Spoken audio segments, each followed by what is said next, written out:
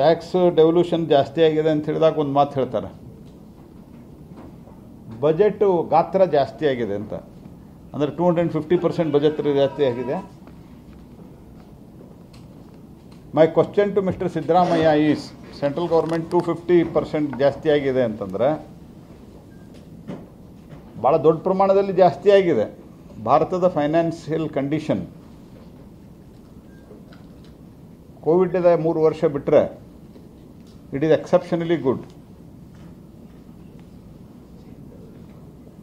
India is broad spot for the entire world.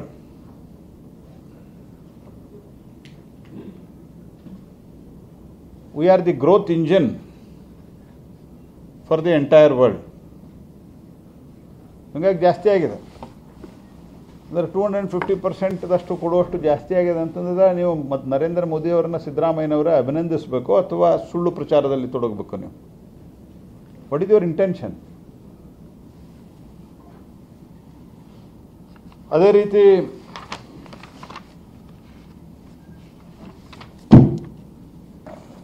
ನಮ್ಮ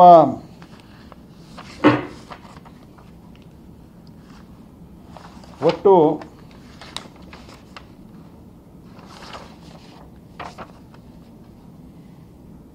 NDRF release 2004ರಿಂದ 2014 national disaster management release, the National Disaster Relief SDRF Fund, NDRF Fund, National Disaster Relief Fund, total released between 2004 to 2014, 13-14 is 3,655 crores. 3,655 crores. From 2014 to till date, I am telling till date, it is 12,542 crores, almost 4 times more. ಇಲ್ಲಿವರೆಗೆ 12,542.974 crores. I will repeat. Release from National Disaster Relief Fund, NDRF,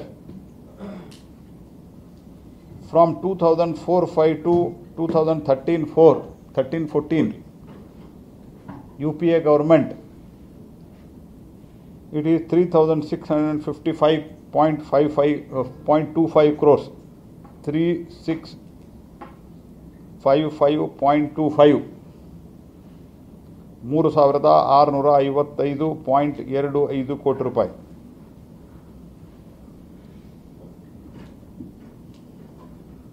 ನಮ್ಮ ಸರ್ಕಾರದ ಅವಧಿಯಲ್ಲಿ, ಮೋದಿ ಸರ್ಕಾರದ ಅವಧಿಯಲ್ಲಿ, from 2014-15 till date ಇನ್ನು release ಮಾಡೋದಿದೆ 12,542 crores. 12,542.974 crores ಅಂದರೆ almost 12,543 crores, almost 3 times more. ಸಿದ್ದರಾಮಯ್ಯನವರು ಸುಳ್ಳು ಹೇಳೋದ್ರಲ್ಲಿ ಎಕ್ಸ್ಪರ್ಟ್. ಸುಳ್ಳು ರಾಮಯ್ಯ ಅವರು ಸಿದ್ದರಾಮಯ್ಯನವರಲ್ಲ, ಅವರು ಸುಳ್ಳು ರಾಮಯ್ಯನವರು. ಮಿಸ್ಇನ್ಫಾರ್ಮೇಷನ್ ಕ್ಯಾಂಪೇನ್ ಮಾಡೋದೇ 2 ಕಾರಣದಿಂದ ಅವರು ಮಾಡ್ತಾ ಇದ್ದಾರೆ. ಒಂದು, ತಾವು ಹೇಳಿದ ಪ್ರಾಮಿಸನ್ನು ಅವರಿಗೆ ಪೂರೈಸೋದಾಗ್ತಾ ಇಲ್ಲ. ಎರಡನೇದ್ದು, ತಮ್ಮಲ್ಲಿರುವಂಥ DK ಶಿವಕುಮಾರ್ ಮತ್ತು ಸಿದ್ದರಾಮಯ್ಯ ಗ್ರೂಪ್ನಲ್ಲಿರುವಂಥ ಜಗಳವನ್ನು ಡೈವರ್ಟ್ ಮಾಡೋದಕ್ಕೆ ಭಾಳ ದೊಡ್ಡ ಪ್ರಮಾಣದಲ್ಲಿ ಆಂತರಿಕ ಯುದ್ಧ ಇದೆ. There is lot of ಇನ್ಫೈಟ್.